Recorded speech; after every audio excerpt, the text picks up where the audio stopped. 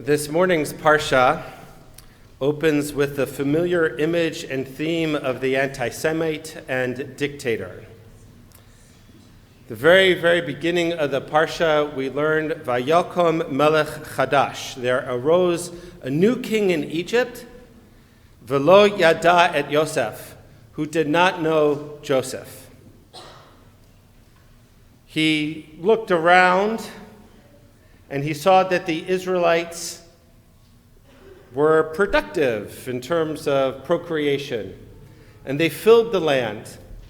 And so he decided that he was going to deal shrewdly with them and brings upon heavy taxation, increased workload, eventually slavery. Each tact that Pharaoh uses to try to oppress and keep the Israelites down fails. And after each failure, he subsequently escalates. More oppression, more slavery, more pain, until eventually he hatches a plan to kill all the baby boys and to send them. First, he instructs the midwives to do the task themselves. When that doesn't work, he then turns to the people and incites them to take all the male Israelite baby boys and throw them into the Nile. Each subsequent act continues to fail and is followed by an escalation. Until finally, as I said, he turns to a populist approach and turns to the Egyptians themselves and incites them. Now, Maimonides, Rambam, is interested in the escalation. If Pharaoh's Pharaoh, if Pharaoh's king, and he doesn't like the Israelites, why not just go to the end of it and be done with it? Why does he have to go through this escalation? Why does he have to, as the Torah says, hava nit chachma lo? He has to deal shrewdly with the Israelites. And Maimonides answers, lo ra'a paro v'chochmei yotzav lehachotam b'charev. That Pharaoh and his counselors didn't see fit to begin their oppression by slaying them with the sword. Ki tihiyeh b'gida gedola lahakot chinam ha'am asher ba'u be'eretz b'mitzvat hamelech rishon. Because it would have been treason, a gross treachery to smite this people without reason, because even though this new king, the language Vayakam Melech Chadash, is not just that some heir came to the throne, it's that there was some sort of revolution, some sort of rebellion, some sort of change of houses, so to speak, as to who was ruling Egypt at that time. And even though you have a new king from a new dynasty that's coming, says Maimonides that in Egypt, that king just couldn't have started to slay the Israelites because the former king is the one who invited them to come there. It's interesting because what Maimonides is hinting at is that even if you're the king, you can't just go from, I see these people, they're multiplying, they're going to be a problem for us, to genocide. There is a stepped approach that you have to take in order to soften the community, to be willing to not only go along, but in the case of Egypt, to actually participate in it as well. That's Maimonides' point. That's his point. Sound familiar? Does it sound familiar? Right? Thousands of years ago in Egypt, and yet we're still facing the same mishigas, from Pharaoh to Haman to Hitler to Hamas. And it's the same charges, the same claims that are being made against the Jews as were made against the Israelites. Look, we're too numerous. We'll take jobs. We'll take resources. We'll take your identity, destroy your culture, take your lives, take your land. I mean, after all, that's what from the river to the sea means. It means that we took the Palestinian land, and so therefore we don't have a right to be there, and any form of rebellion to destroy us and remove us is legitimate. The charges of genocide that are being floated around to such a point that the word has, in many ways, as I said before, I think it's lost its meaning, is the same thing as we're taking people's lives without just cause, without care for humanity and for humanitarian concerns. And all of the anti-Semitism that is being experienced right now in Canada, in Toronto, around the world, is nothing more than creating the context by which violence becomes acceptable and even desirable. The firebombing that happened this week at the International Delicatessen Foods, who I don't know if it's a coincidence, but I doubt that it is, the initials being IDF, big letters on top of the store, right? That firebombing didn't happen out of the context of 90 plus days of war and of anti-Semitism being leveled against the Jewish people.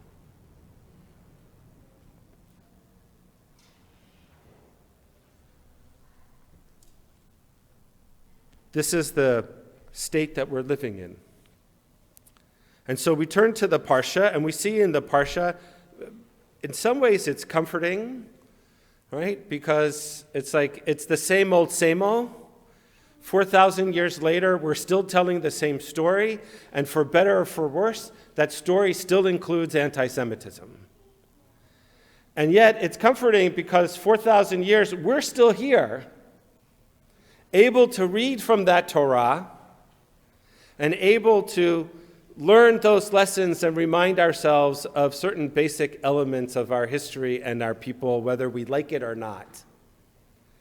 And so the Torah also becomes a source for how do we respond to this ancient canard against the Jews. In the Parsha, we also find resistance and support that comes from many very interesting, very interesting sources. The first is from the midwives, the Hebrew midwives. In verse 15, the Torah says, Vayomer melech Mitzrayim la miyaldot ha'ivriot. And the king of Egypt spoke to the Hebrew midwives, and it gives them a name, et shem ha'achat Shifra v'shem ha'shenit Pua. And Pharaoh said to them, when you deliver the Hebrew woman, look at the birth stool. If it's a boy, kill him. If it's a girl, let her live. But what did they do? V'tirena hamiyaladot eta Elohim. The midwives feared God. V'lo asu kasher diber alehem melech Mitzrayim. And they didn't do as Pharaoh said. So the first element of resistance comes from the midwives. Now, this identification of the midwives is somewhat ambiguous. Even though they're given a name of Shifra and Pua, which happen to be Egyptian names, there's all sorts of discussion within the commentaries as to who they were actually. Were Shifra and Pua, as Rashi and others named them, actually Yocheved and Miriam, Moshe's mother and sister? And I happen to think this is more likely, according to the Septuagint, the Greek translation, Josephus, and Abravanel, who's a 15th century Italian commentator, Shifra and Puah couldn't have been Yocheved and Miriam, because it doesn't make sense that Pharaoh would have spoken to Hebrew, actual Israelite midwives and commanded them to do something that they were not very likely to do if he would be willing to talk to them even in the first place, which is even more unlikely. So according to the other commentators, that these midwives must have been Egyptian, not Hebrews.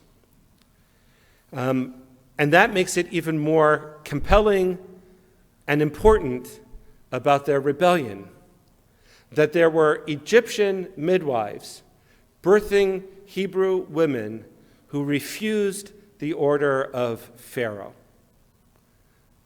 That takes courage, because there is no doubt that if that's actually what happened, they would have been putting their own lives at risk.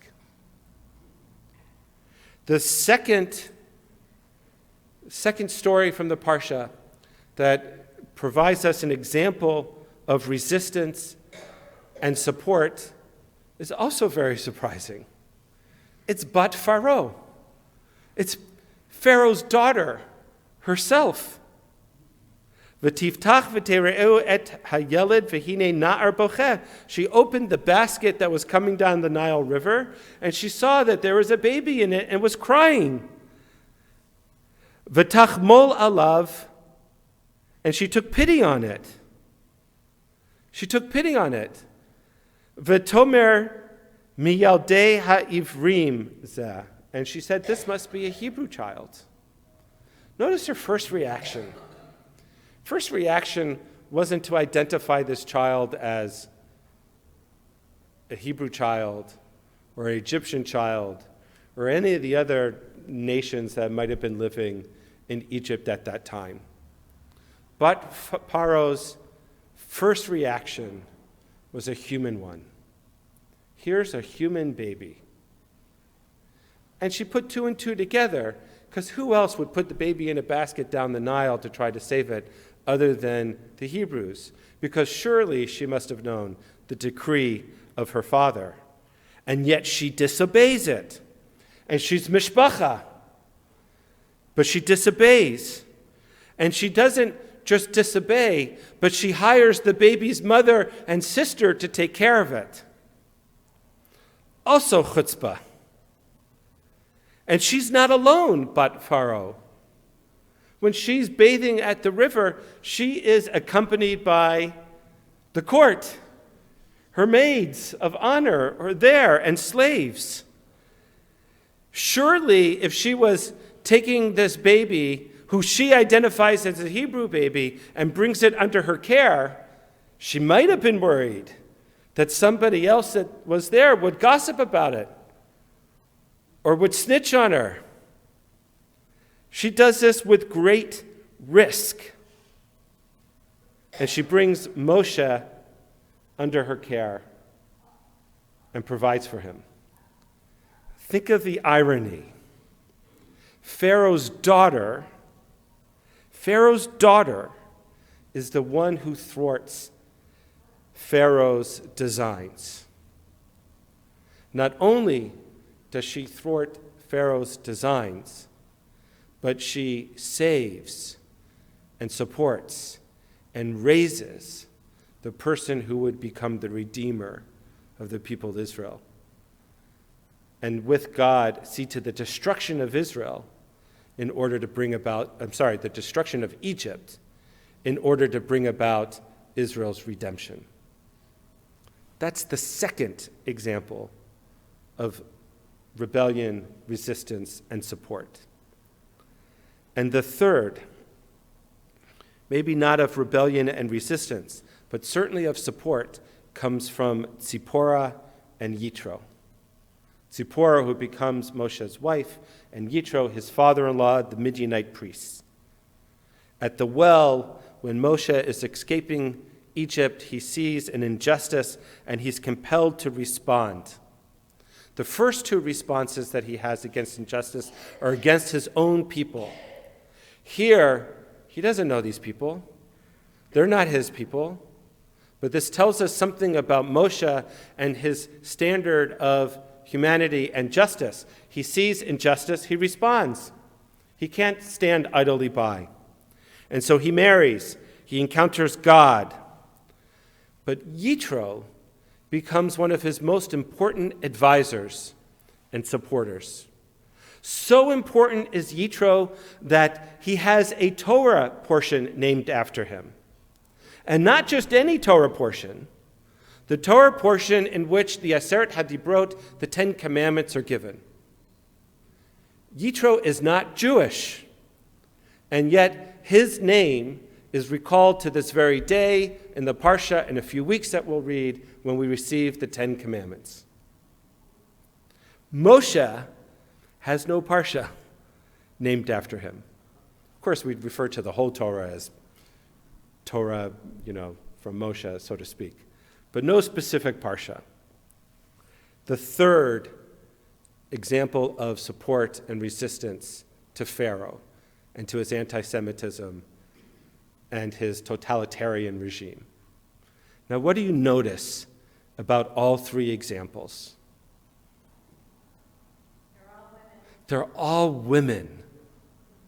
They're all women.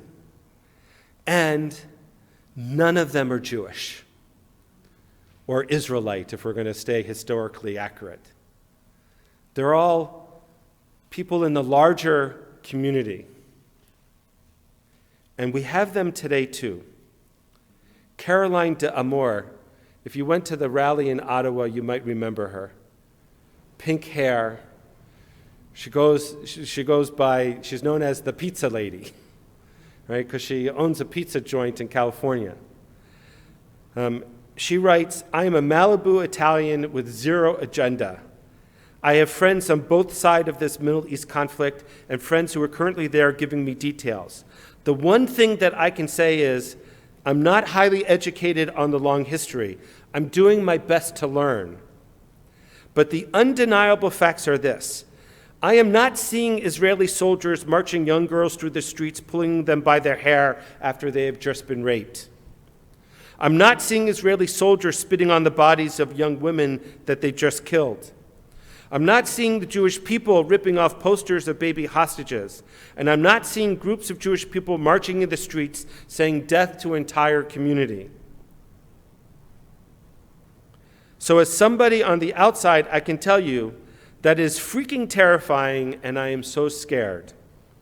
I can also tell you I was scared to send my daughter to school, and that wasn't because of the Jewish people."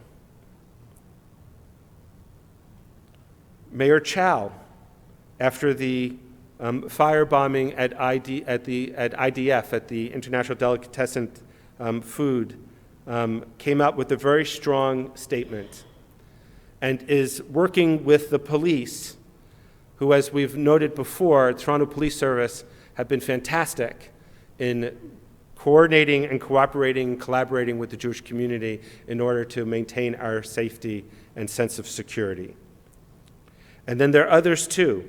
Stephen Del Duca, Mayor Vaughan, James Paternak, Councillor of Ward 6, Stephen Lecce, who's the PC Education Minister of the province, Roman Baber, former PC leadership candidate, very, very strong in his condemnation and warning about how anti-Semitism left unchecked will lead to more bombings such as this.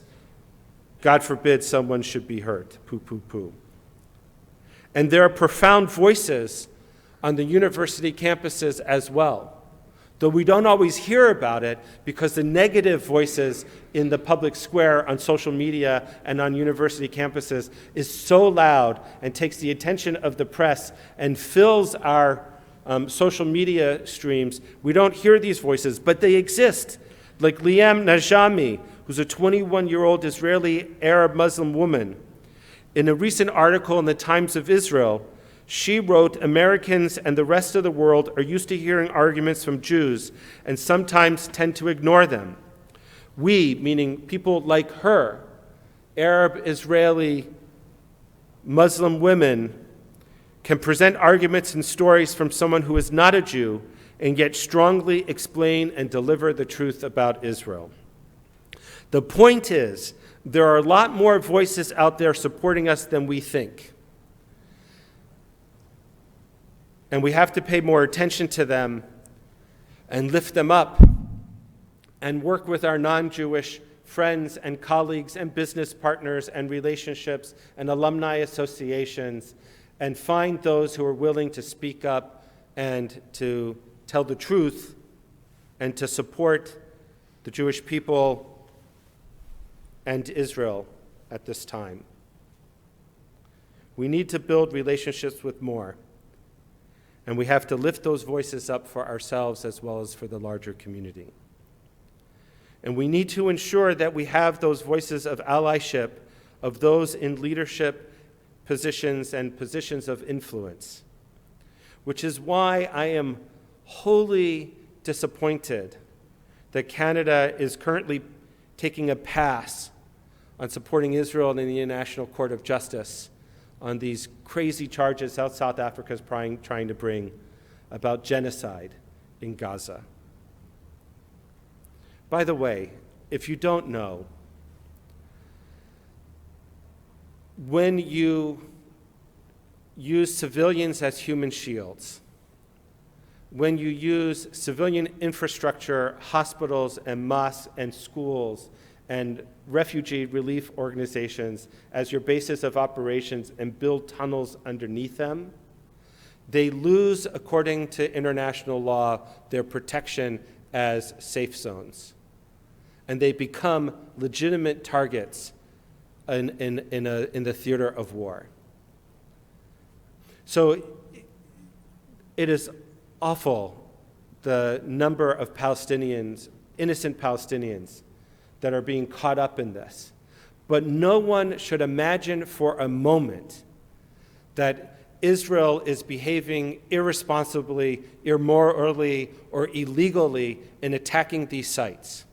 Hamas bears the full responsibility for initiating this war, for crossing a border, for murdering 1,400 people, and for injuring thousands more, and then using their own people by their own words as human shields in order to protect themselves to continue to fight Israel. Period. End of story. The fact that anyone, especially South Africa, would have the chutzpah to bring a claim of genocide against Israel in the International Court of Justice is, exactly as others have said, a blood libel. And it harkens back to the same charges that we started this conversation with in the Parsha of even what Egypt 4,000 years ago tried to do to the Jewish people. That doesn't excuse Israel from always trying to do as much as it possibly can to minimize the innocent loss of life. But when you're dealing in an area such as Gaza, and you're dealing with an enemy such as Hamas, if you don't have an alternative way to fight this war, my feeling is keep quiet. Because anything you're going to say is going to be delegitimizing of the Jewish people and of Israel. And for Canada to stay silent at this moment, where it has spoken up in defense of others that have been charged wrongly, I think is really worrisome. And if you share that feeling with me, make sure you let all of your elected officials know, especially in the federal government, that you want Canada to speak in support of Israel against this charge in the International Criminal Court. Because here's what happens, right? If we stay silent, and if others stay silent, then there's an implicit message that maybe there is genocide that's going on. And all the people that are in the streets that are saying we need a ceasefire to end the genocide, how can we legitimately confront them and say no if our own country is unwilling to take a stand on what it knows to be correct? It's a problem. We have to let our leaders know that we expect them to stand with their ally Israel and to fight back against these specious claims. And let's remind them of Shifra and Puah. Let's remind them of the impact of Bat Paro, Let's remind them of Tzipporah and Yitro, that they, if they take these actions, both our government officials and our other allies, will actually go down in history like these names from the Bible 4,000 years later we are still recalling. The voices of righteousness and of right will be named millennia later. Those who are silent in the face of evil will ultimately be forgotten. Shabbat Shalom.